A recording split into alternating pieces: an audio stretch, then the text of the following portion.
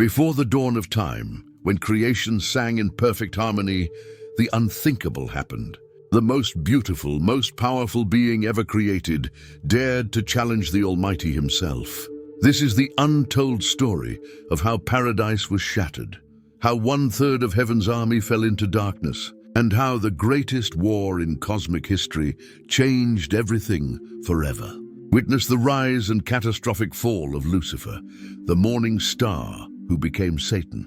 From the throne room of God to the depths of rebellion, discover the shocking truth behind the spiritual battle that still rages today. The angels have fallen, the war has begun, and humanity is caught in the crossfire. In the beginning, before darkness ever touched creation, there lived a being whose very name spoke of light and glory. The prophet Isaiah spoke of him in chapter 14, verse 12, calling him Lucifer, son of the morning. This wasn't just any ordinary name, it meant light-bearer or morning star.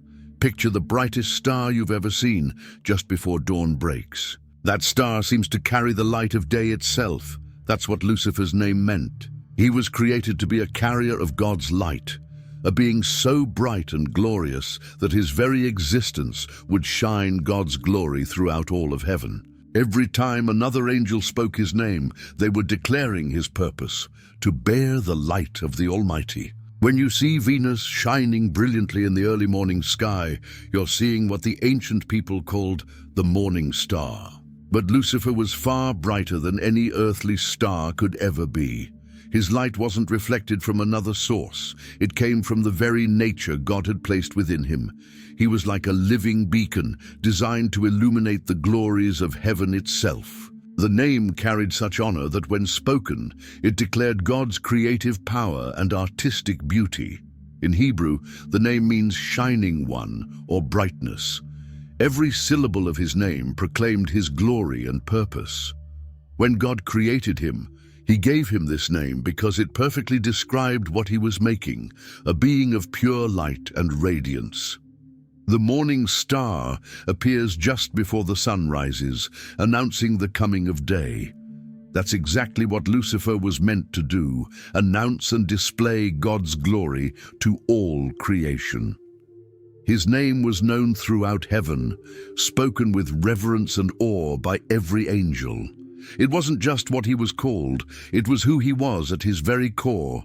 God didn't create all angels the same way. Some had different jobs, different ranks, different purposes, but Lucifer, he held the highest position of all.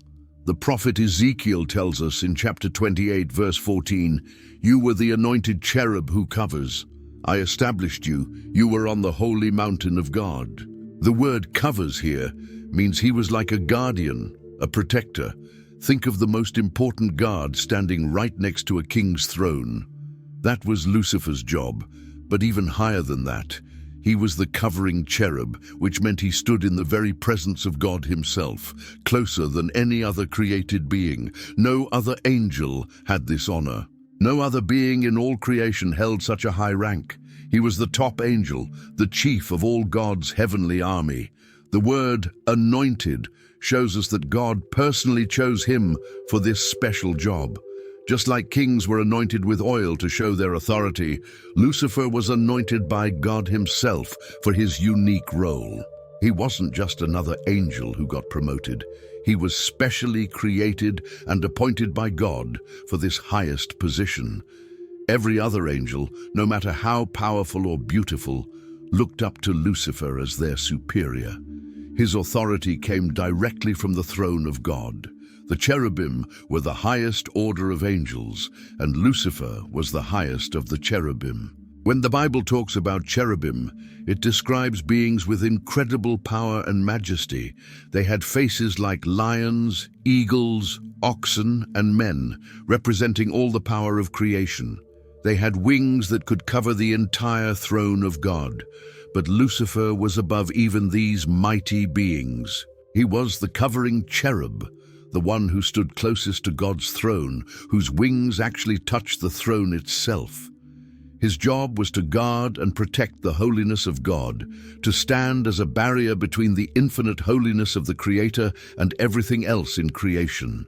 This position required perfect purity, perfect strength, perfect loyalty. God trusted Lucifer with this job because he had created him to be absolutely perfect for it. No flaw, no weakness, no doubt could exist in the covering cherub. He had to be stronger than any other angel, wiser than any other being, more beautiful than anything else God had made, and he was. When God created Lucifer, he held nothing back. This wasn't a simple creation. This was a masterpiece. Ezekiel chapter 28 verse 13 shows us just how beautiful Lucifer was. You were in Eden, the garden of God. Every precious stone was your covering. The sardius, topaz and diamond, beryl, onyx and jasper, sapphire, turquoise and emerald with gold. Imagine the most beautiful jewelry you've ever seen, with gems that sparkle and shine in the light. Now imagine a being covered with every precious stone that exists. The sardius stone was deep red like blood, the topaz golden like sunlight, the diamond clear like crystal. His entire being was decorated with these stones, not just wearing them, but they were part of who he was. The gold mentioned here wasn't just decoration, it was woven into his very nature. When light hit Lucifer, it would bounce off all these precious stones, creating colors and beauty that no human eye has ever seen. Each stone had its own special color and brightness. The beryl was sea green, the onyx had bands of different colors, the jasper could be red or yellow or brown.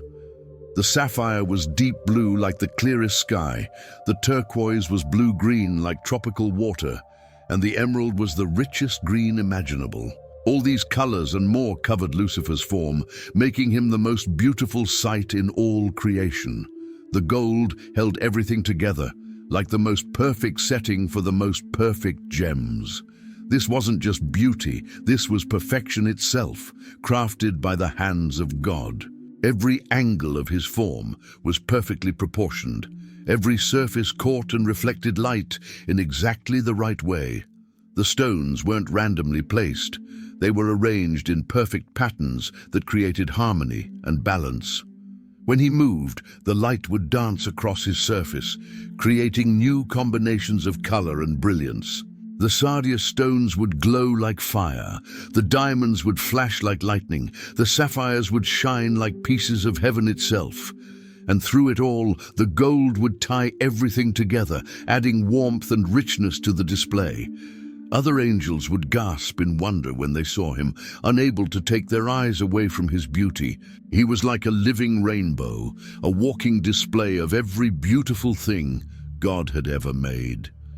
Music and worship weren't afterthoughts in heaven. They were central to everything. And guess who was in charge of it all? Lucifer. The end of Ezekiel 28 verse 13 tells us about the workmanship of your timbrels and pipes. Timbrels are like drums and pipes are like flutes. These weren't just instruments Lucifer played, they were built into him.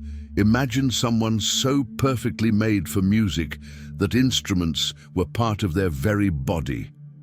Every song in heaven flowed through Lucifer.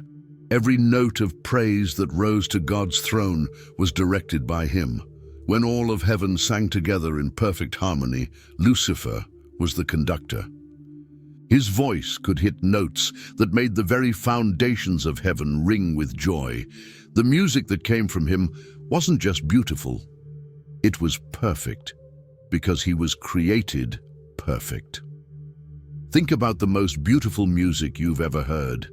Maybe a choir singing, or an orchestra playing, or even just someone with a really good voice. Now multiply that beauty by 1,000,000, and you might start to understand what Lucifer's music was like. The timbrels would beat with rhythms that matched the very heartbeat of creation. The pipes would play melodies so pure and clear that every angel would stop what they were doing just to listen. His music didn't just sound good, it had power. It could make angels weep with joy or laugh with delight. It could cause the very stars to dance in their places. All of heaven moved to the rhythm of Lucifer's music, and through his leadership, every voice in creation joined in perfect praise to God. The workmanship mentioned in the Bible means these instruments were crafted by God himself as part of Lucifer's being. They weren't separate from him, they were him. His voice was a pipe, his heartbeat was a timbrel. When he breathed, music came out. When he moved, rhythm followed. He was a living orchestra, a walking symphony, a breathing song. The music that came from him was so beautiful that it could heal sadness, so powerful that it could move mountains, so perfect that it made everything else in creation want to sing along.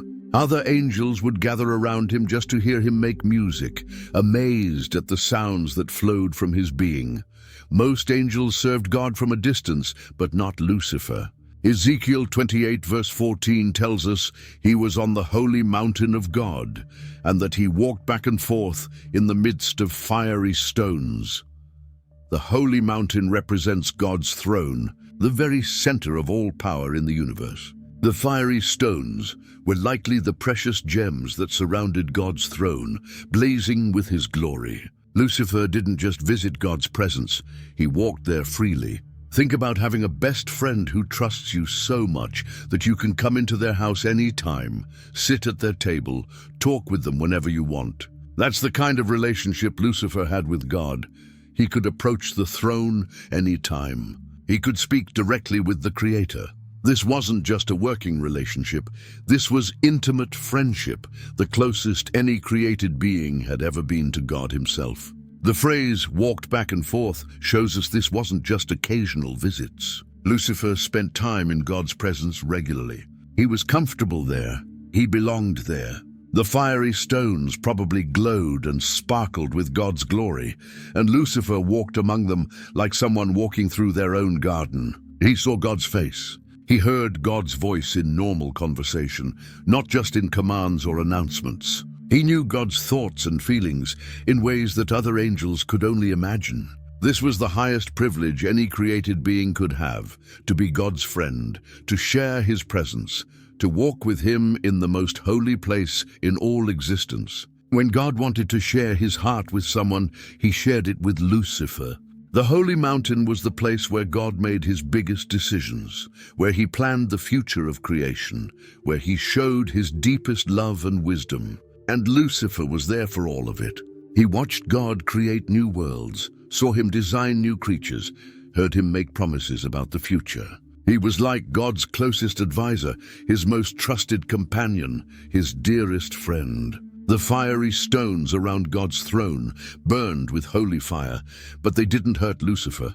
He walked among them safely because he was pure and holy himself. These stones probably contained all the colors of creation, blazing with light brighter than the sun, but somehow gentle enough for Lucifer to walk among.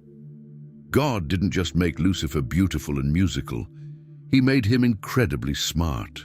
Ezekiel 28 verse 12 says he was full of wisdom. This wasn't just book knowledge or facts. This was deep understanding of how everything in creation worked. Lucifer could see things other angels couldn't see. He understood God's plans and purposes in ways that no other created being could grasp.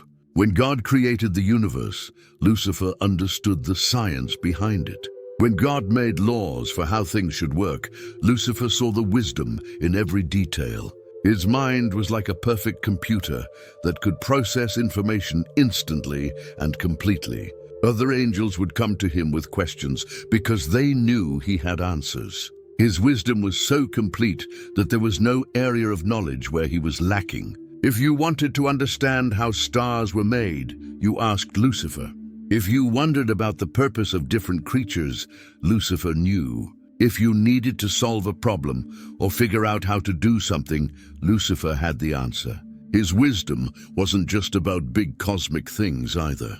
He understood the smallest details of creation just as well as the biggest mysteries. He could explain why flowers had different colors, why water flowed downhill, why fire was hot and ice was cold. Nothing in all creation was hidden from his understanding. God had given him a mind that could grasp every truth, see every connection, and understand every purpose. This made him not just smart, but wise, able to use his knowledge in the right way at the right time for the right reasons. The word full in the Bible means completely filled up, with no room for anything else. Lucifer was completely filled with wisdom. There was no empty space in his understanding, no area where he was ignorant or confused. His knowledge covered everything that existed, everything that had ever happened, and much of what would happen in the future. He could solve any puzzle, answer any question, understand any mystery.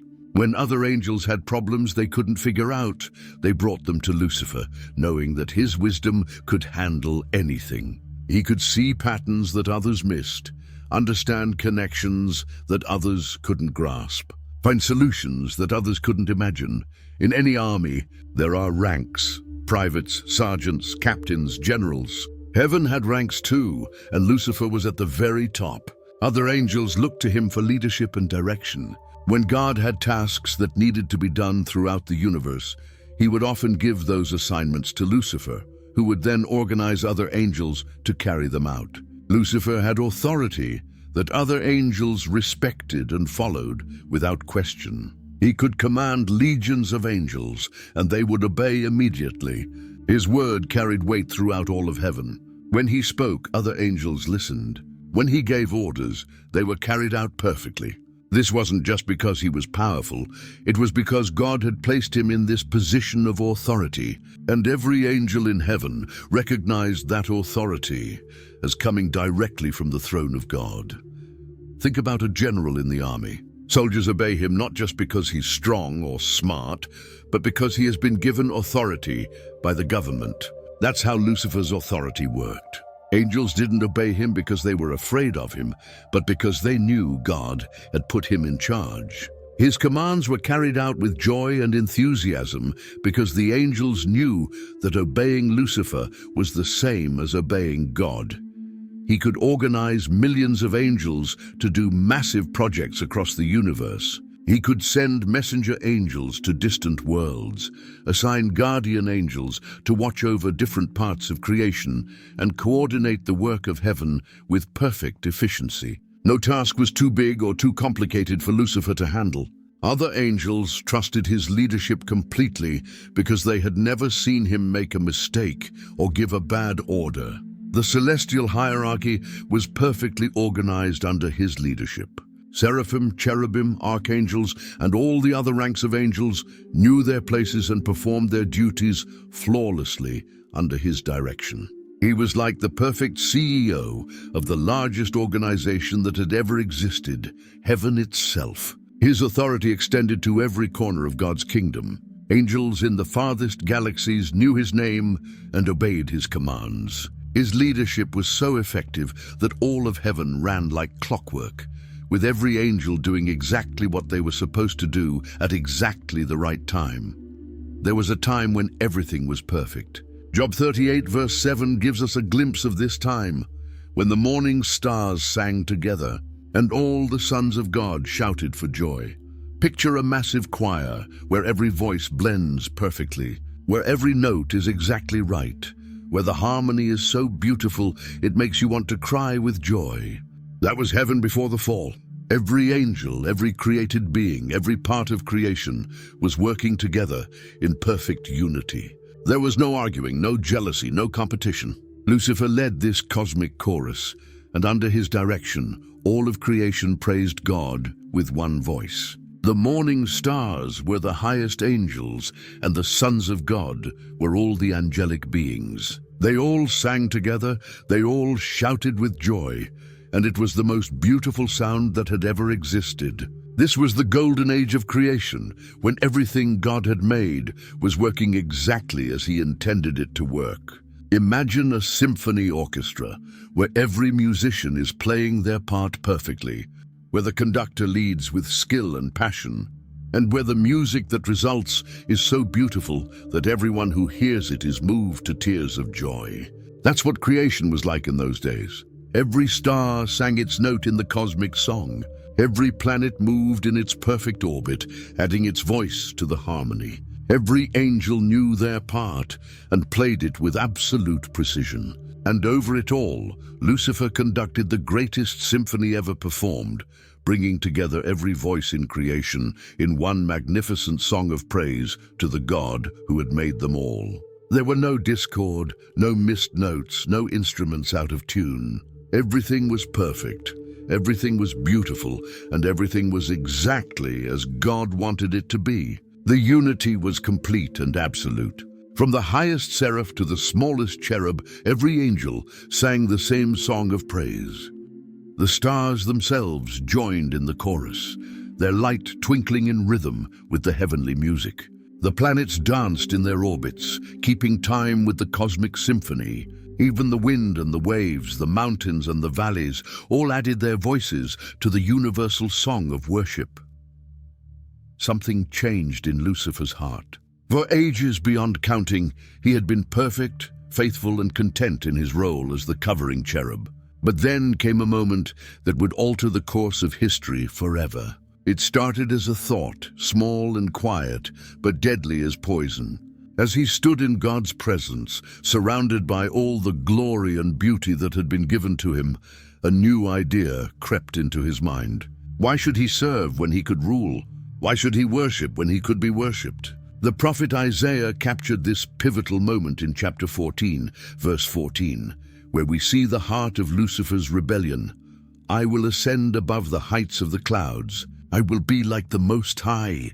These weren't just random words spoken in anger. This was a calculated decision, a deliberate choice that came from the deepest part of his being. Picture someone standing in front of a mirror, admiring their reflection, and slowly becoming convinced that they deserve more than what they have. That's what happened to Lucifer.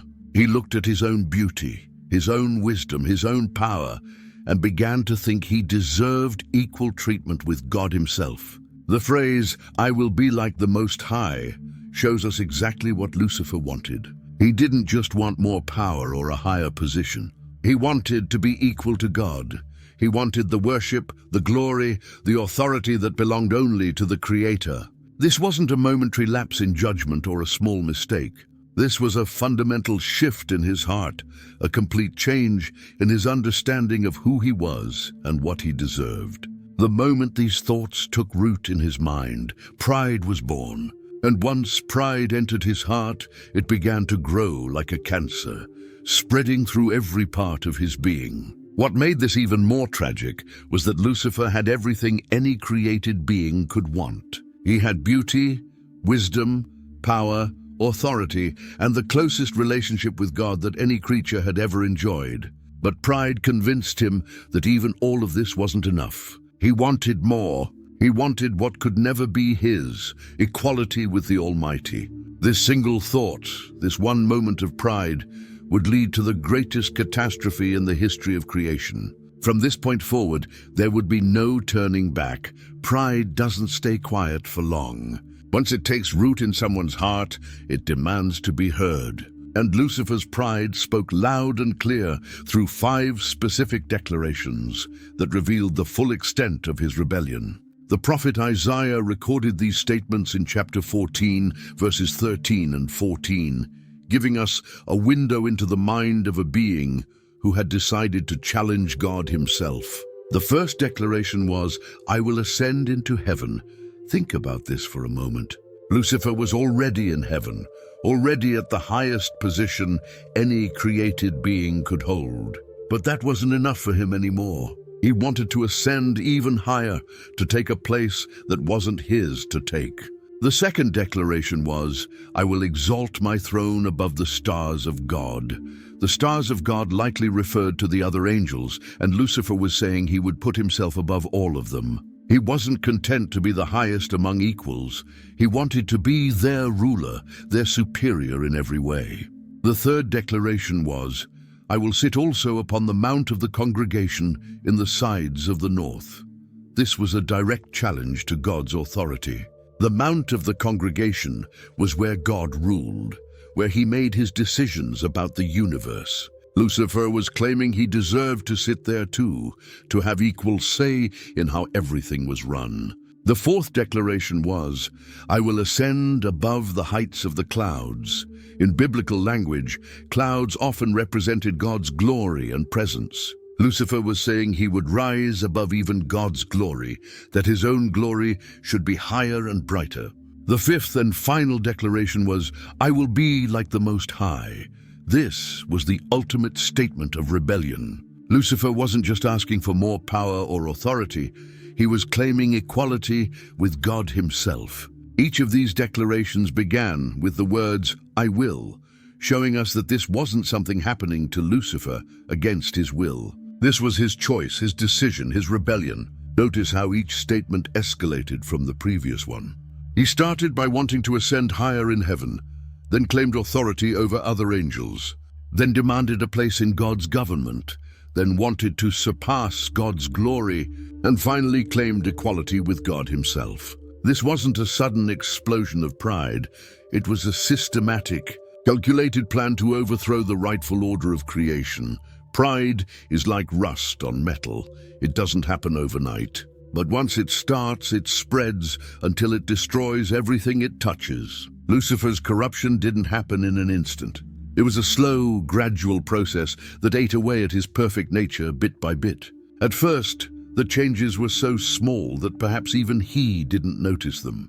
A moment of self-admiration here, a thought of deserving more there. But pride is never satisfied with small victories.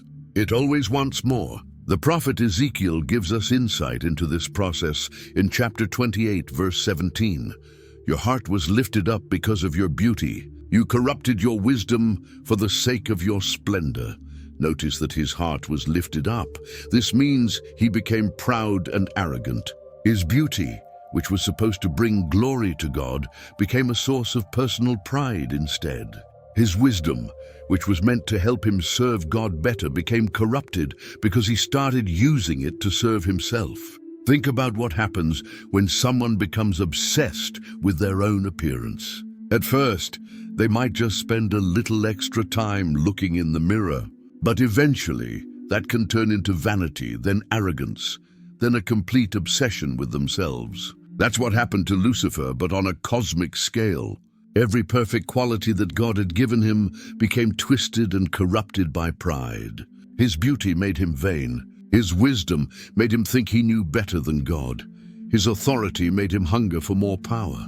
His position made him feel entitled to even greater honors. The word corrupted in Ezekiel is important. It means that something pure became impure, something good became bad, something perfect became flawed. Lucifer's wisdom didn't disappear, it became corrupted. He was still incredibly intelligent, but now he used that intelligence for evil purposes instead of good ones. His beauty didn't fade, it became corrupted. He was still the most beautiful being in creation, but now that beauty served his pride instead of God's glory. This corruption wasn't forced on him from the outside. It came from within, from his own choices and his own heart. Every day, every moment, he chose to feed his pride instead of humbling himself. Every time he looked at his reflection, he chose to admire himself instead of giving God credit for making him so beautiful. Every time he used his wisdom, he chose to serve his own agenda instead of God's will. And with each choice, the corruption spread a little further, until the perfect being God had created was becoming something dark and twisted. The most tragic part of Lucifer's fall was how his greatest gifts became his greatest weaknesses. God had made him beautiful and wise as blessings, as tools to better serve his Creator and bring glory to heaven. But pride has a way of turning blessings into curses, gifts into traps. Lucifer's beauty, which once inspired worship toward God, now inspired worship toward himself. His wisdom, which once helped him understand God's will, now helped him plan his rebellion. The prophet Ezekiel captured this transformation perfectly in chapter 28, verse 17. Your heart was lifted up because of your beauty. You corrupted your wisdom for the sake of your splendor. Let's think about how this happened. Every time Lucifer saw his reflection in the crystal seas of heaven, instead of thanking God for his beauty, he began to admire himself. Every time other angels gasped in wonder at his appearance, instead of pointing them to the Creator who made him, he began to enjoy their attention. Every time his precious stones caught the light and created brilliant displays of color, instead of using that beauty to worship God, he began to see it as proof of his own importance. His wisdom followed the same dark path. God had filled him with understanding so he could better serve in heaven's government, so he could help carry out the Creator's perfect plans. But pride twisted this gift into something ugly. Lucifer began to think that his wisdom made him better than other angels. He started to believe that his understanding was so great that he could make better decisions than God himself. He looked at God's plans and began to criticize them, thinking he could improve on perfection. His beauty made him vain, but his wisdom made him ambitious. Vanity is bad enough. It's the sin of thinking too highly of yourself because of how you look. But ambition driven by corrupted wisdom is far more dangerous. It's the sin of thinking you can do someone else's job better than they can, even when that someone is God. Lucifer's wisdom showed him how heaven worked, how the universe was organized, how power flowed from God's throne throughout creation. And instead of being amazed at God's perfect system, he began to think he could run it better. Instead of being grateful for the part he was allowed to play, he wanted to rewrite the script entirely. The beauty that was supposed to reflect God's glory now reflected only Lucifer's pride. The wisdom that was supposed to serve God's purposes now served only Lucifer's ambitions. What had been given as tools for worship became weapons of rebellion. Pride is contagious. Once it infected Lucifer's heart, it didn't stay there. He began to spread his rebellion like a disease throughout heaven, targeting other angels and convincing them to join his cause. This wasn't a sudden uprising where millions of angels just decided to rebel overnight.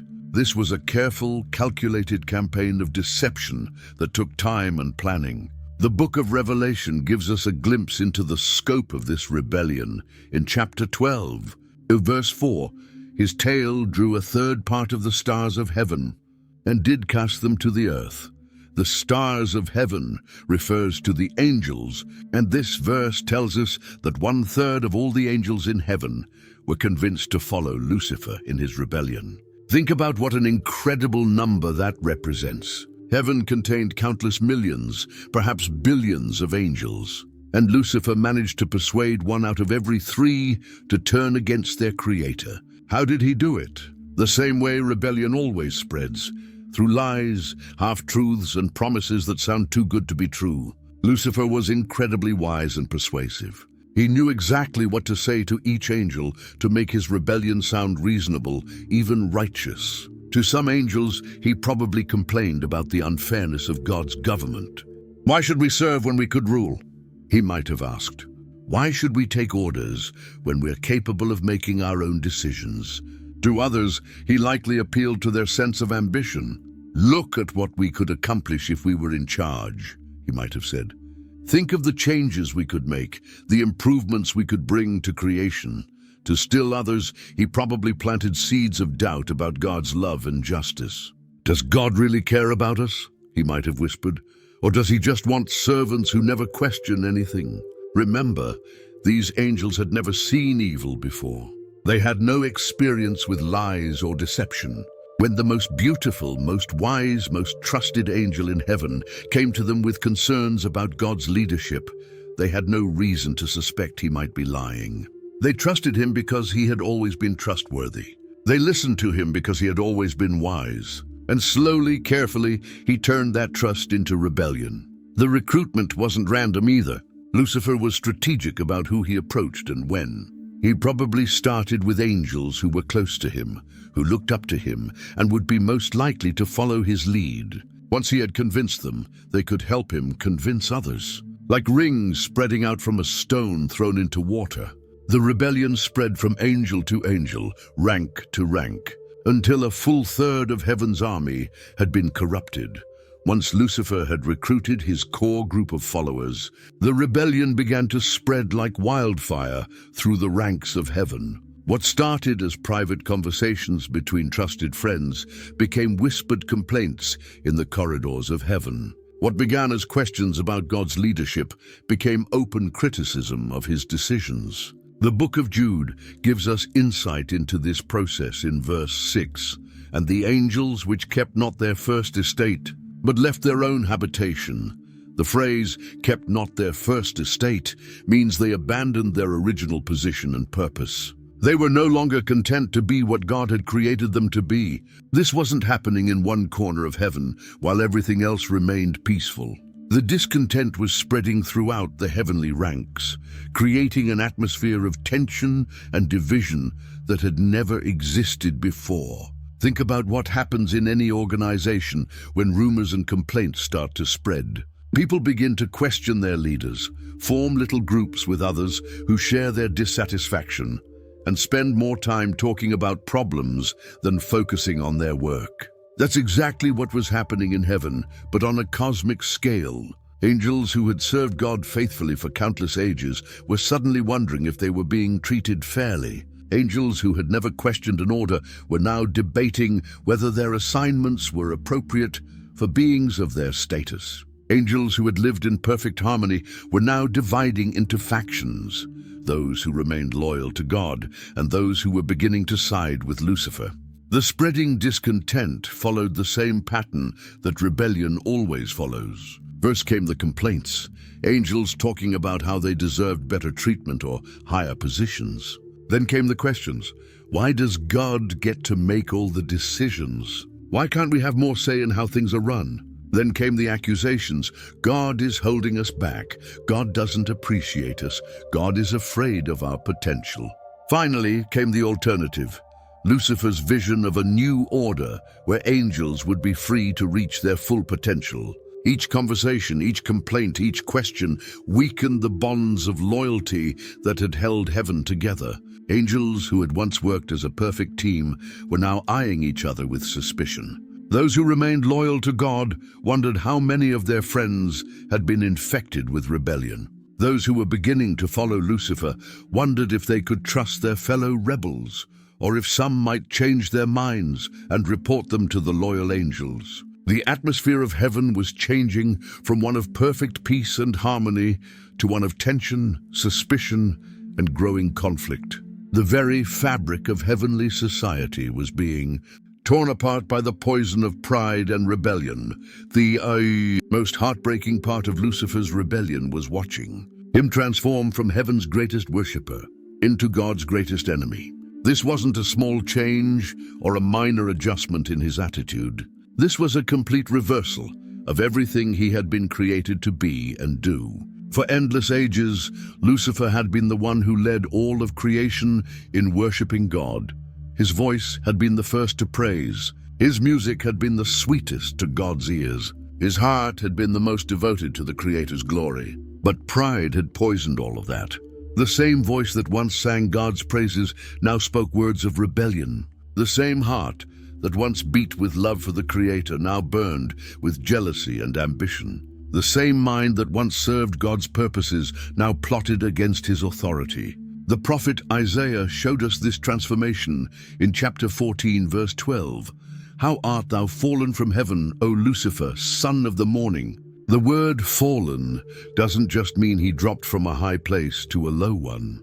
It means he completely changed from what he was supposed to be. A worshipper had become a rival. A servant had become a rebel. A friend had become an enemy. Think about the most painful betrayal you've ever experienced, when someone you trusted completely turned against you. Now multiply that pain by infinity, and you might begin to understand what God felt as he watched his most beloved angel transform into his greatest enemy. Lucifer wasn't content to just stop worshiping God. He wanted to take God's place entirely. He wanted the throne, the crown, the worship, the authority, everything that belonged to his Creator. This wasn't a case of wanting to serve God in a different way or asking for a new assignment.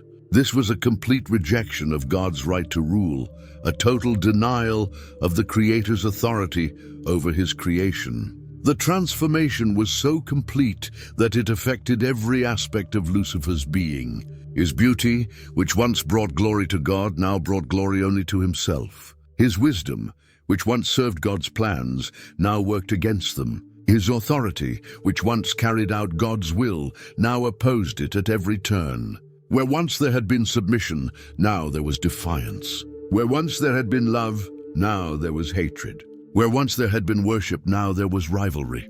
The angel who had stood closest to God's throne was now the one leading the charge against it. There comes a moment in every rebellion when the plotting stops and the fighting begins. For Lucifer and his followers, that moment arrived when their secret conspiracy became open defiance. No more whispered conversations, no more hidden meetings, no more pretending to be loyal while planning rebellion. The time had come to openly challenge God's authority and demand the changes they wanted. The book of Revelation gives us a glimpse of this moment in chapter 12, verse 7. And there was war in heaven. Michael and his angels fought against the dragon, and the dragon fought and his angels. This verse marks the transition from hidden rebellion to open warfare. The plotting phase was over. The recruitment phase was complete. Now it was time for action. Picture the moment when Lucifer finally stepped forward and made his demands known to all of heaven. No more secret meetings, no more careful whispers. Standing before the throne of God, surrounded by his army of rebellious angels, he openly declared his intention to take over heaven's government. This wasn't a request for negotiation or a petition for reform. This was an ultimatum, a demand for God to step aside and let Lucifer rule. The point of no return had been reached. Once Lucifer made his rebellion public, there could be no going back. No pretending it had all been a misunderstanding. No claiming he had been misquoted or taken out of context. He had thrown down the gauntlet, issued the challenge, and declared war on his creator. This moment changed everything. What had been a perfect, peaceful heaven was now divided into two camps, those who remained loyal to God and those who followed Lucifer. Angels, who had lived and worked together for ages beyond counting, were now preparing to fight against each other. The harmony that had existed since the beginning of creation was shattered, replaced by the sounds of preparation for war. For God, this moment must have been filled with immense sadness. The angel he had created with such love and care, the being he had trusted with the highest position in heaven, had now become his open enemy. There would be no reconciliation, no peaceful solution, no way to avoid the conflict that was about to tear heaven apart. The rebellion that had started with a single proud thought in Lucifer's heart had now erupted into the greatest crisis in the history of creation. The point of no return had been passed, and nothing would ever be the same again. When rebellion erupted in heaven, God needed a champion to lead his loyal forces against Lucifer's army. That champion was Michael the Archangel, whose very name means, "Who is like God?" A perfect answer to Lucifer's proud claim of wanting to be like the Most High. The book of Revelation tells us about this in chapter 12, verse 7. And there was war in heaven. Michael and his angels fought against the dragon. And the dragon fought and his angels. Michael wasn't chosen randomly for this role. He was one of the chief princes among the angels, a being of incredible power and unwavering loyalty to God. While Lucifer had been corrupted by pride, Michael remained humble. While Lucifer sought his own glory, Michael sought only God's glory. The contrast between these two mighty angels couldn't have been greater. Picture the moment when God called Michael to step forward and take command of the loyal angels. There was no hesitation, no questioning of orders, no asking why he had been chosen. Michael simply said yes to whatever God asked of him. This was the kind of heart God needed for such a crucial mission, someone who would obey without question and fight without fear. Michael's rise to leadership wasn't about personal ambition or a desire for power. It was about duty, loyalty, and love for his creator. When the other loyal angels saw Michael take charge, they knew they were in good hands. Here was an angel who had proven his faithfulness time and time again, someone they could trust to lead them through the greatest crisis heaven had ever faced. The name Michael would become a rallying cry for the loyal forces, a reminder of what they were fighting for. Every time they heard it, they remembered that they weren't fighting for personal gain or glory, but for the simple truth that only God deserves to be worshipped and obeyed. Michael understood the weight of his responsibility. He wasn't just leading an army. He was defending the very throne of God and the order of creation itself. The outcome of this war would determine whether God remained the rightful ruler of the universe, or whether a proud, rebellious angel would steal his throne. There could be no compromise, no negotiation, no peaceful solution. This was a fight to the finish, and Michael was ready to give everything he had to ensure that God's authority remained supreme. His courage would inspire countless angels to stand firm in their loyalty, even when the battle seemed uncertain. Heaven had never seen anything like it. For the first time in creation's history, the angelic host was dividing into two opposing armies. On one side stood the forces of rebellion, led by Lucifer and his fallen angels. On the other side gathered the loyal angels, commanded by Michael and determined to defend God's throne. The book of Daniel gives us insight into the ranks of these armies in chapter 10, verse 13, where Michael is called one of the chief princes, showing us that there were multiple levels of angelic leadership involved in this cosmic conflict. The division wasn't random or chaotic. Both sides organized themselves into military formations, with commanders, lieutenants, and soldiers all taking their assigned positions. Think about two massive armies facing each other across a battlefield, banners flying, weapons ready, warriors standing in perfect formation. That's what heaven looked like as the two sides prepared for war. Lucifer's army was impressive and terrifying. A full third of heaven's angels had joined his rebellion, and these weren't weak or inexperienced beings. These were powerful angels who had served in God's government, warriors who knew how heaven's defenses worked, beings of incredible strength and knowledge. Lucifer had chosen his followers well, recruiting angels from every rank and every type of heavenly service. But Michael's army was even more impressive. 2/3 of heaven's angels had remained loyal to God, and their loyalty gave them a strength that rebellion could never match. These angels weren't fighting for personal gain or ambition. They were fighting for truth, for justice, for the God who had created them and loved them. The formation of battle lines revealed the true character of each angel. Those who lined up behind Lucifer had chosen pride over humility, rebellion over obedience, their own will over God's will. Those who stood with Michael had chosen to remain faithful, to trust in God's goodness, even when they didn't understand everything that was happening. As the two armies faced each other, the contrast was stark. On Lucifer's side stood angels driven by pride, ambition, and dissatisfaction. On Michael's side stood angels motivated by love, loyalty, and trust. The battle lines were drawn not just in terms of military position, but in terms of heart and character. Each angel had made their choice, and there would be no changing sides once the fighting began. This wasn't a small skirmish or a local dispute. This was a war that shook the very foundations of creation and spread across all the heavenly realms. The book of Ephesians gives us a glimpse of the scope when it talks about spiritual wickedness in high places in chapter 6, verse 12, showing us that this conflict affected every level of the spiritual realm. Picture the vastness of heaven itself, endless dimensions of glory, countless worlds and realms where angels lived and worked, infinite spaces filled with the light and presence of God. Now imagine all of that becoming a battlefield. The war wasn't confined to one location or one area of heaven. It raged across the entire heavenly kingdom, from the highest throne room to the farthest outposts of God's domain. Angels who had once traveled peacefully between different realms now found themselves fighting desperate battles in places that had only known peace before. The crystal seas that once reflected God's glory now reflected the light of spiritual warfare. The golden streets that had echoed with songs of praise now rang with the sounds of conflict between beings of incredible power. Every corner of heaven was affected by this cosmic war.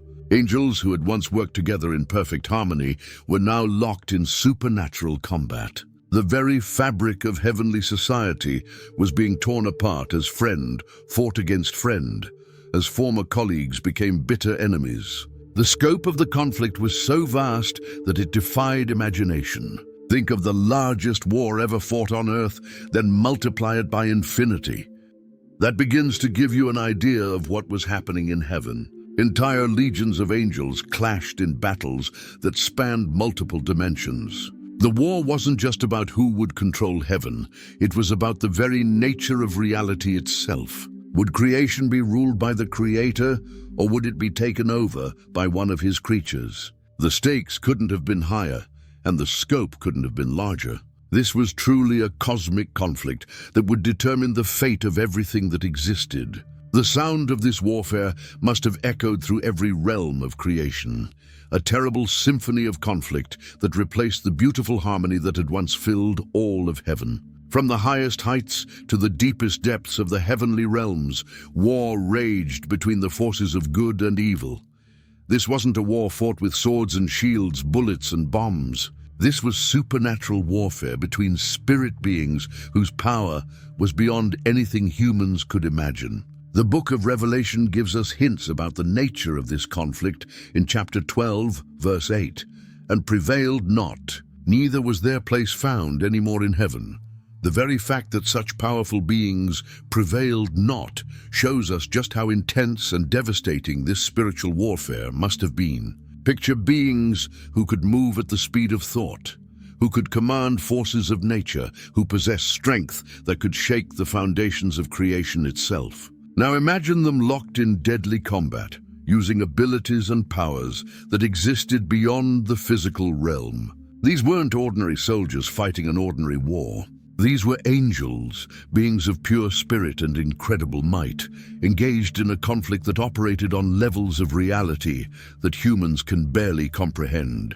The loyal angels fought with the power of righteousness, their strength coming from their connection to God and their commitment to His truth. Every blow they struck was backed by the authority of heaven itself. Their weapons weren't made of metal or stone.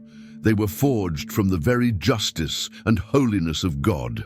The rebellious angels fought with desperate fury, knowing that their only chance of victory lay in completely overthrowing God's government. Their power was corrupted by pride and hatred, but it was still immense. They had the same angelic abilities they'd always possessed.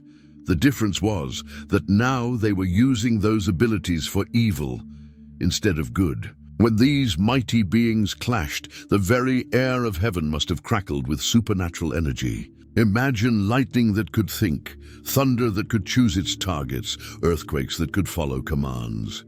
The battle between these spirit beings unleashed forces that reshaped the spiritual landscape of heaven itself. The war wasn't just about strength, though.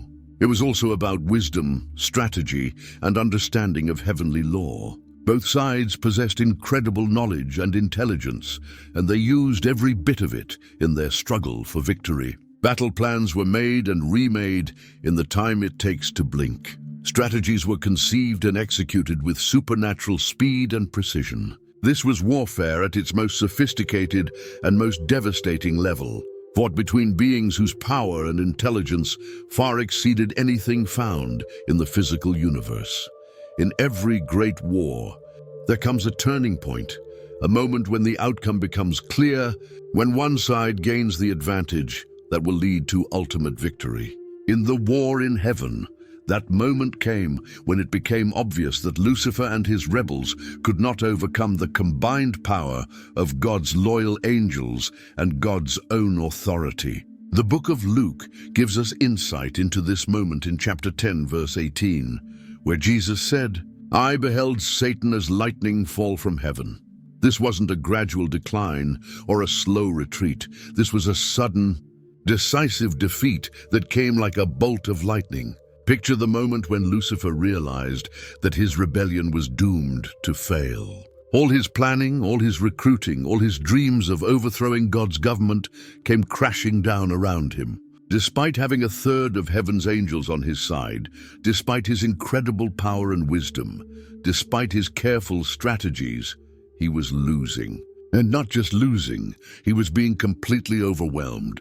The decisive moment might have come when Lucifer tried to approach God's throne directly, only to discover that no created being, no matter how powerful, could stand against the Creator himself. Or it might have been when Michael's armies proved that loyalty to God gave them strength that rebellion could never match. Whatever the specific moment was, it became crystal clear that the war was over and God had won. Think about what this moment must have felt like for Lucifer. For ages, he had been building up to this confrontation, convinced that he could win, certain that his cause was right and his power was sufficient. But now, faced with the reality of God's absolute authority, all his pride and ambition crumbled like dust. The being who had declared, "I will be like the Most High," discovered that he was still just a creature, and no creature could ever successfully challenge its creator. For the loyal angels, this moment brought relief and joy. Their faith in God had been vindicated. Their loyalty had been rewarded.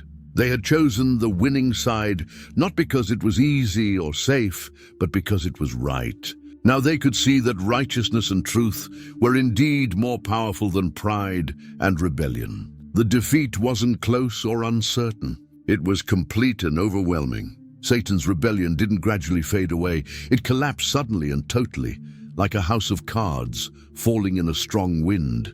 The outcome had never really been in doubt, but now it was obvious to everyone involved. The moment of defeat led immediately to judgment and banishment. There would be no second chances, no negotiations, no time to reconsider. The book of Revelation describes this dramatic moment in chapter 12. Verse 9, "And the great dragon was cast out, that old serpent called the devil and Satan, which deceiveth the whole world. He was cast out into the earth, and his angels were cast out with him." The word "cast" here means thrown with great force.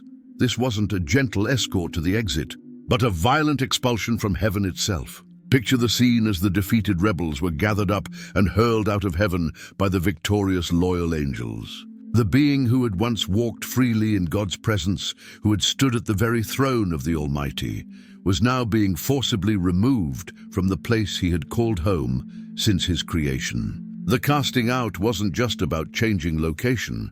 It was about a complete separation from God's presence and blessing. Lucifer and his followers were being cut off from the source of all light, all goodness, all joy. They were being banished from paradise itself. The process was swift and final.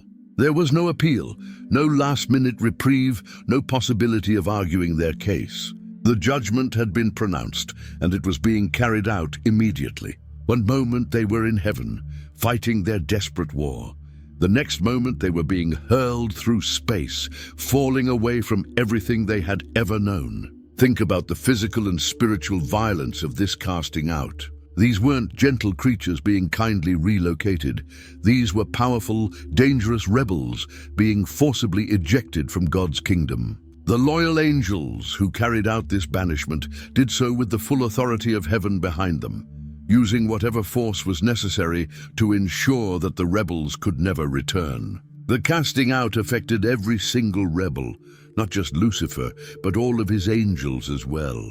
None were spared, none were given a second chance, none were allowed to stay behind. The judgment was comprehensive and complete. Everyone who had participated in the rebellion was included in the banishment. As they fell, they left behind everything they had ever known, their positions, their honor, their place in God's government, their access to his presence. They were no longer citizens of heaven, but exiles, cut off from their home forever. The casting out marked the end of their status as holy angels and the beginning of their existence as fallen beings. The banishment from heaven was only the beginning of Lucifer's judgment. Something even more dramatic was happening to him. He was being transformed from the glorious being he had been into something dark and terrible. The prophet Isaiah captured this transformation in chapter 14, verse 12.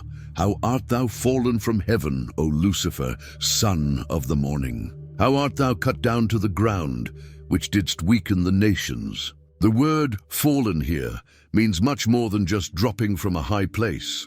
It means a complete change in nature and appearance. Think about what Lucifer had been before his rebellion. He was covered with precious stones, blazing with light and beauty, the most glorious being God had ever created. His appearance was so magnificent that other angels could hardly look at him without being overwhelmed by his splendor. But now, as judgment fell upon him, all of that beauty was being stripped away. The precious stones that had covered his form began to lose their luster. The gold that had been woven into his very nature started to tarnish and fade. The light that had shone from within him flickered and died, replaced by darkness. His beautiful features became twisted by the evil that now filled his heart. This wasn't just a cosmetic change. It was a fundamental transformation of his entire being. The glory that had once made him the most beautiful creature in existence was being taken away, piece by piece, until what remained was a shadow of his former self. The name Lucifer, which meant light-bearer, no longer fit him. He was no longer carrying God's light. He had become the source of darkness. His new names would reflect his new nature: Satan, which means adversary, and devil, which means slanderer. The transformation was permanent and irreversible. There was no going back to what he had been, no way to restore the glory that had been stripped away. Pride had promised him equality with God, but it had delivered only degradation and loss. The being who had wanted to ascend above the clouds was now being cast down to the ground. The one who had claimed he would exalt his throne above the stars was now being reduced to a creature of darkness and shame. His transformation served as a warning to all creation about the consequences of rebellion against God. It showed that no matter how high someone rises, no matter how much beauty or power or wisdom they possess, pride will ultimately destroy them and take away everything they once held dear. The final and most tragic aspect of the war in heaven was that the rebels' defeat sealed their fate forever. Unlike humans, who would later be offered redemption through God's mercy, the fallen angels would never have another chance. The book of Jude makes this clear in verse 6. And the angels which kept not their first estate, but left their own habitation, he hath reserved in everlasting chains, under darkness, unto the judgment of the great day. The phrase everlasting chains shows us that their punishment is permanent and unchangeable. Think about what this means. Lucifer and his angels had possessed perfect knowledge, perfect understanding, and perfect awareness of God's character and will. They hadn't sinned out of ignorance or been deceived by someone else. They had rebelled with full knowledge of what they were doing, with complete understanding of right and wrong. Because their sin was so deliberate and so informed, there could be no excuse, no claim of misunderstanding, no possibility of forgiveness. The sealing of their fate wasn't cruel or unfair.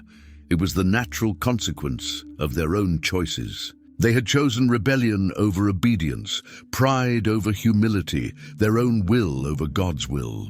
And they had made these choices while possessing perfect knowledge of the consequences. The finality of their judgment was absolute.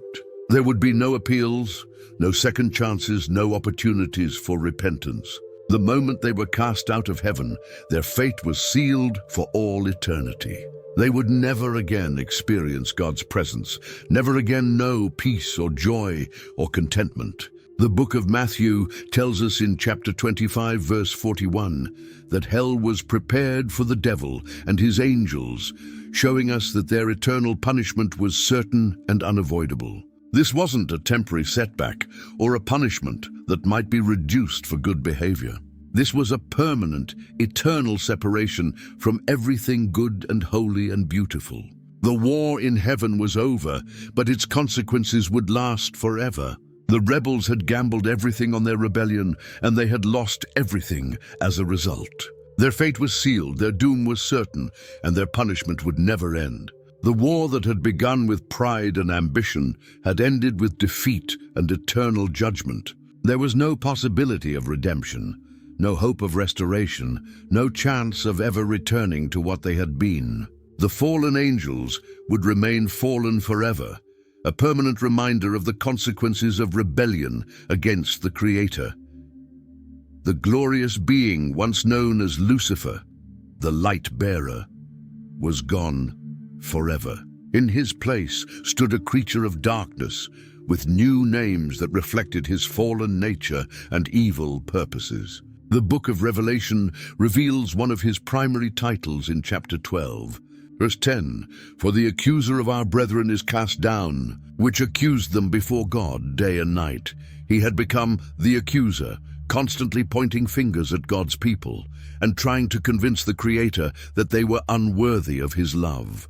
Think about what it means to be an accuser. This is someone who spends their time looking for faults in others, gathering evidence of their failures and presenting it to anyone who will listen. That's exactly what Satan became, a being whose main job was to find fault with God's creation and accuse them of being imperfect. The Apostle Paul gave him another title in Ephesians chapter 2, verse 2, calling him the Prince of the Power of the Air.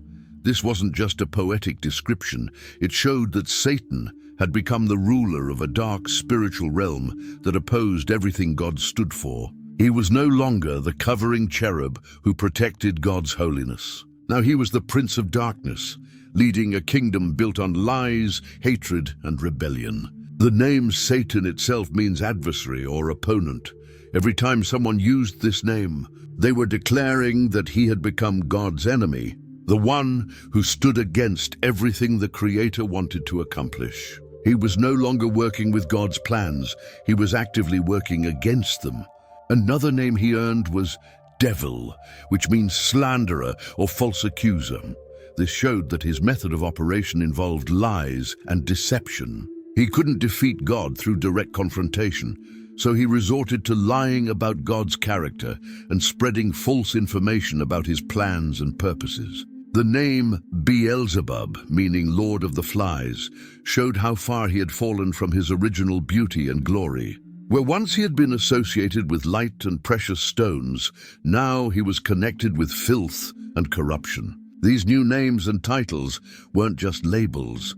They revealed the complete transformation of his character and purpose. He had gone from being God's greatest servant to his greatest enemy, from the one who led worship to the one who promoted rebellion, from the bearer of light to the prince of darkness. Every new name marked another step in his fall from grace. After being cast out of heaven, Satan didn't simply disappear or give up his ambitions. Instead, he set about creating his own kingdom, a dark realm organized specifically to oppose and undermine God's authority.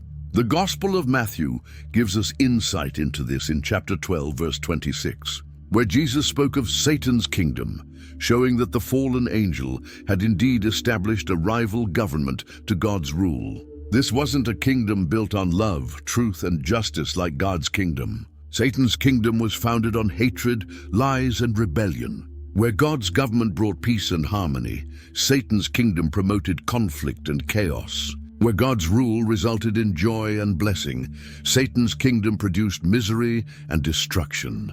Think about how this kingdom was organized. Satan took the 1/3 of angels who had followed him in rebellion and assigned them roles in his new government. They became his generals, his ambassadors, his agents of destruction. Each one was given specific assignments to carry out his plan to oppose God and corrupt his creation. The Apostle Paul described the structure of this dark kingdom in Ephesians chapter 6, verse 12. "For we wrestle not against flesh and blood, but against principalities, against powers, against the rulers of the darkness of this world, against spiritual wickedness in high places." This verse shows us that Satan's kingdom had different levels of authority: principalities, powers, rulers, and spiritual beings of various ranks. Satan's kingdom wasn't random or disorganized. It was a carefully structured operation designed to be as effective as possible in its mission to oppose God.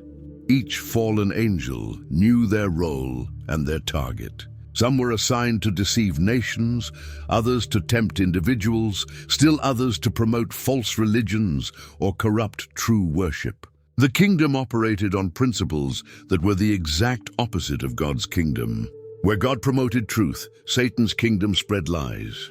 Where God encouraged humility, Satan's kingdom fostered pride. Where God brought people together in love, Satan's kingdom divided them through hatred and suspicion. This rival kingdom became the source of all evil in creation. Every lie told, every act of cruelty committed, every rebellion against God's authority could be traced back to the influence of Satan's dark government. He had created a system designed to steal, kill, and destroy everything good that God had made, with heaven now closed to him forever. Satan turned his attention to a new target, the beautiful planet Earth that God had created as a home for humanity. The book of Genesis shows us how this corruption began in chapter 3. Verse 1, "Now the serpent was more subtle than any beast of the field which the Lord God had made." Satan chose Earth as his new battlefield, the place where he would continue his war against God by attacking God's newest and most beloved creation, human beings. Earth became the front lines of a spiritual war that had begun in heaven.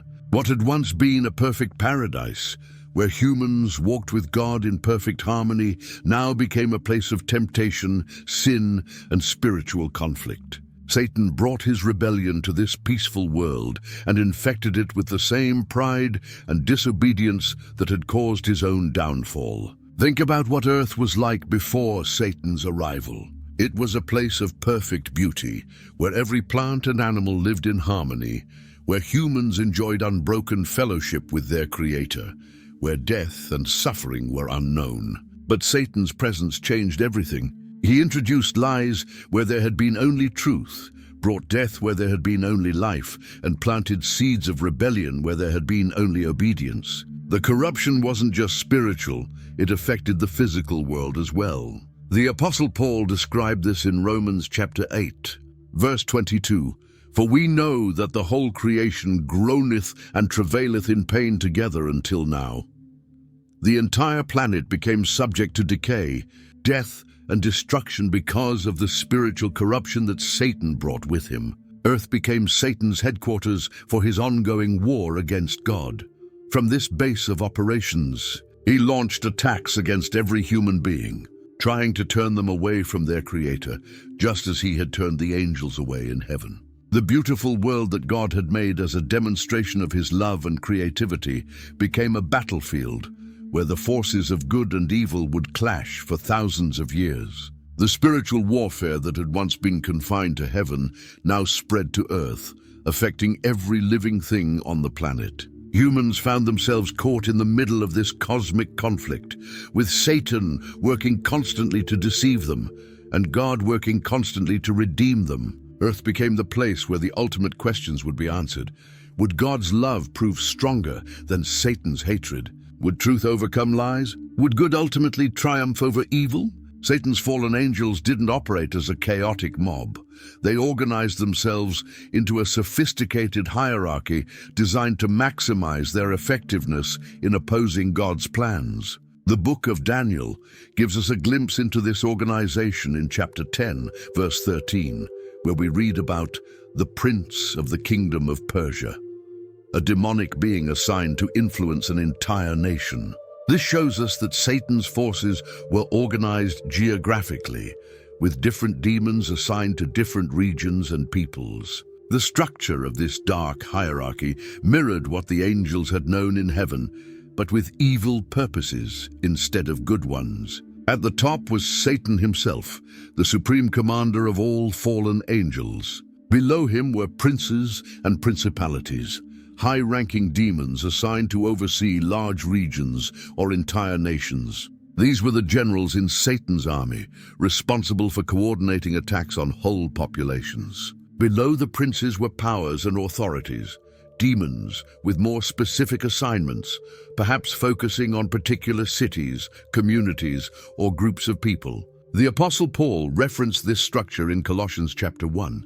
Verse 16, mentioning thrones or dominions or principalities or powers, showing that even in the demonic realm, there were different levels of authority and responsibility. Think about how this organization worked in practice. A demon prince might be assigned to promote war between two nations, while lower-ranking demons would be tasked with stirring up hatred in the hearts of individual soldiers. A high-ranking fallen angel might oversee the corruption of an entire religious system, while lesser demons would focus on tempting individual priests or believers. The hierarchy ensured that no area of human activity was left unattended. There were demons assigned to corrupt governments, others focused on destroying families, still others dedicated to perverting worship and leading people into false religions. Some specialized in promoting pride and selfishness, others in encouraging violence and hatred. Each demon knew their role and worked within the overall strategy to oppose God's kingdom. This organization wasn't static either. Demons could be promoted or demoted based on their success in their assigned tasks. Those who were particularly effective at corrupting humans or opposing God's work might be given greater authority and more important assignments. The hierarchy created a system of accountability within Satan's kingdom, ensuring that his rebellion against God would be as organized and effective as possible. Satan and his demons didn't simply establish their kingdom and then sit back passively. They embarked on an active, ongoing mission to deceive and destroy everything that God had created and loved. The Gospel of John reveals the heart of this mission in chapter 10, verse 10, where Jesus said that the thief cometh not, but for to steal and to kill and to destroy. This wasn't a temporary campaign or a short-term strategy. This was Satan's permanent purpose and unending goal. The mission of deception was carefully planned and skillfully executed. Satan understood that he couldn't simply force people to rebel against God. He had to convince them that rebellion was actually a good idea. So he became the master of lies, twisting God's truth just enough to make it sound reasonable while leading people away from their Creator. The Apostle Paul warned about this in 2 Corinthians chapter 11, verse 14, "And no marvel, for Satan himself is transformed into an angel of light." This showed that Satan's deception often came disguised as something good and beautiful, making it even more dangerous and effective. Think about how this deception worked. Satan would take God's truth and add just a small lie to it, making it sound almost right, but leading people in the wrong direction. He would promise freedom, but deliver slavery, offer knowledge, but provide confusion, guarantee happiness, but bring misery. The destruction part of Satan's mission was equally systematic. He worked to destroy relationships between people, to break apart families, to corrupt governments, to pervert justice, and to turn people against their Creator. Everything good that God had made became a target for Satan's destructive influence. The mission was comprehensive, affecting every aspect of human life. Satan attacked people's minds with lies and false philosophies. He assaulted their hearts with hatred and bitterness. He corrupted their bodies through disease and addiction. He destroyed their relationships through selfishness and betrayal. He perverted their worship through false religions and idolatry. No area of human experience was left untouched by his destructive influence. This ongoing mission required constant effort and attention. Satan and his demons never rested, never took breaks, never gave up their attempts to deceive and destroy.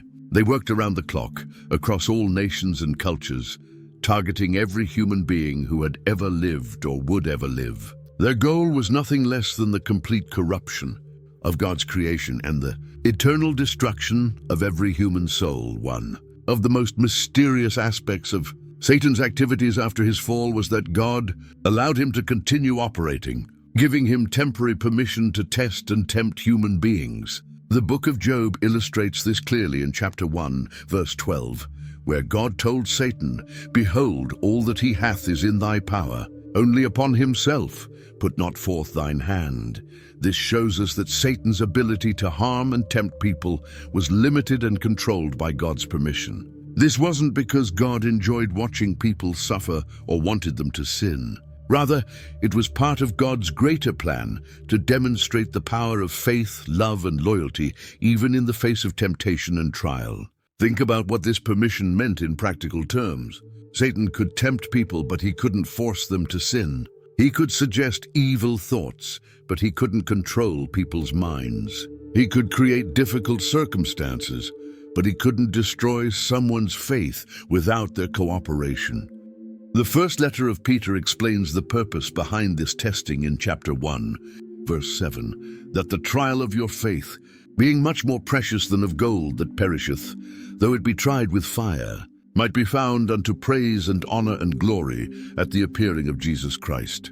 The testing wasn't meant to destroy people's faith, but to strengthen it and prove its reality. God's permission came with strict limitations. Satan could only go as far as God allowed, could only do what God permitted, and had to stop when God said stop. The story of Job shows us that even when Satan was given permission to test someone severely, there were still boundaries he couldn't cross. This temporary permission also served to expose Satan's true character to all creation. When given the chance to interact with humans, Satan consistently chose to lie, deceive, and destroy. This demonstrated that his rebellion wasn't based on legitimate concerns about God's government, but on his own evil nature and selfish ambitions. The permission was always temporary and conditional. God could revoke it at any time, could change the limitations, could step in to protect his people whenever he chose. Satan operated only by God's sufferance, not by his own right or power.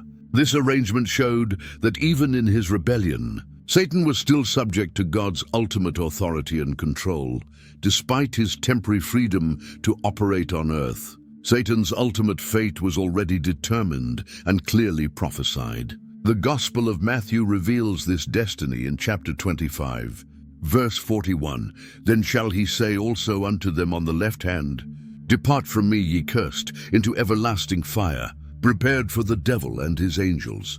This wasn't a punishment that God decided on after Satan's rebellion. It was prepared specifically for him and his followers as the inevitable consequence of their choices. The lake of fire represented the ultimate expression of God's justice. Satan had chosen rebellion over obedience, hatred over love, lies over truth. The lake of fire was simply the logical end result of those choices, eternal separation from everything good, pure, and holy. The book of Revelation provides more details about this final judgment in chapter 20, verse 10. And the devil that deceived them was cast into the lake of fire and brimstone, where the beast and the false prophet are, and shall be tormented day and night forever and ever.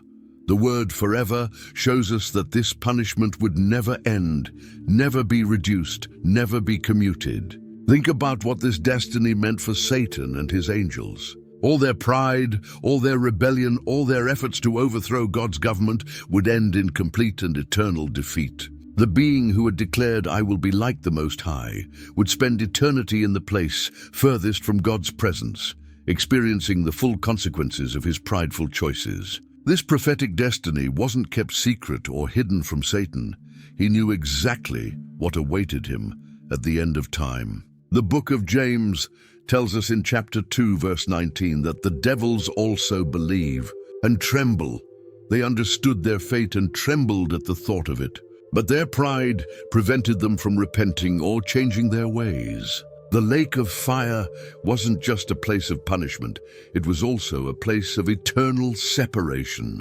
Satan and his angels would be cut off forever from God's love, God's light, God's joy, and God's peace. They would exist in eternal darkness, surrounded only by others who had made the same rebellious choices they had made. The certainty of this destiny added urgency to Satan's current mission. Knowing that his time was limited, he worked with desperate intensity to deceive and destroy as many people as possible before his final judgment arrived.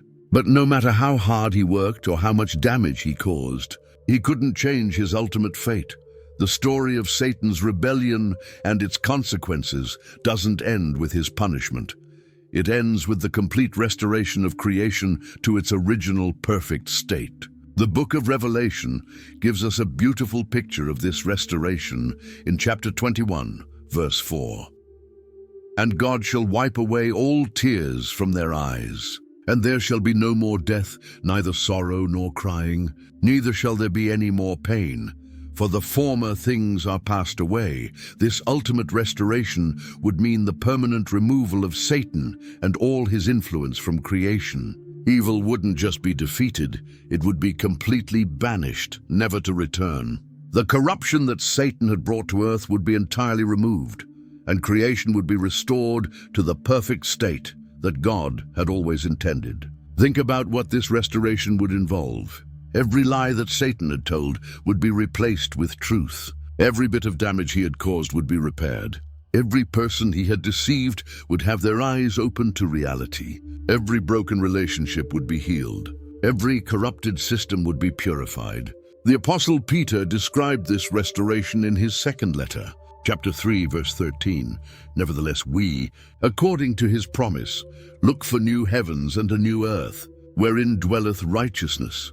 This wasn't just a repair job or a clean-up operation. This was a complete renewal of everything that existed. The new creation would be immune to the kind of corruption that Satan had brought to the original creation. There would be no possibility of another rebellion, no chance for evil to gain a foothold again. The book of Revelation tells us in chapter 22, verse 3, that there shall be no more curse, showing that all the effects of Satan's rebellion would be permanently removed. This ultimate restoration would vindicate God's character and prove that his way of love and truth was the only way that could bring lasting peace and happiness. It would demonstrate that Satan's rebellion had been completely wrong and utterly pointless. The restoration wouldn't just affect the physical creation, it would also affect all the relationships within creation. Humans would once again enjoy perfect fellowship with their Creator. The harmony that had existed in the original creation would be restored on an even greater level. Evil would become nothing more than a memory, a reminder of what happens when creatures choose rebellion over obedience. The ultimate restoration would mark the final victory of good over evil, truth over lies, love over hatred. Satan's rebellion, which had seemed so powerful and threatening, would be revealed as nothing more than a temporary interruption in God's eternal plan of love and blessing for his creation. If this story has opened your eyes to the reality of the spiritual battle around us, I encourage you to subscribe to our channel for more biblical stories that will strengthen your faith and deepen your understanding of God's amazing plan. Hit that notification bell so you won't miss any of our upcoming videos about the incredible events recorded in Scripture. And please, share this video with your friends and family. In a world full of confusion and deception, people need to hear the truth about the cosmic battle between good and evil. They need to understand that their choices matter, that there really is a spiritual realm, and that God's love and truth will ultimately triumph over all darkness. Your share could be exactly what someone needs to hear today. Together, we can spread these powerful biblical truths and help others discover the hope and victory that can only be found in following the one true God. Thank you for watching, and may God bless you as you continue to seek His truth in these last days.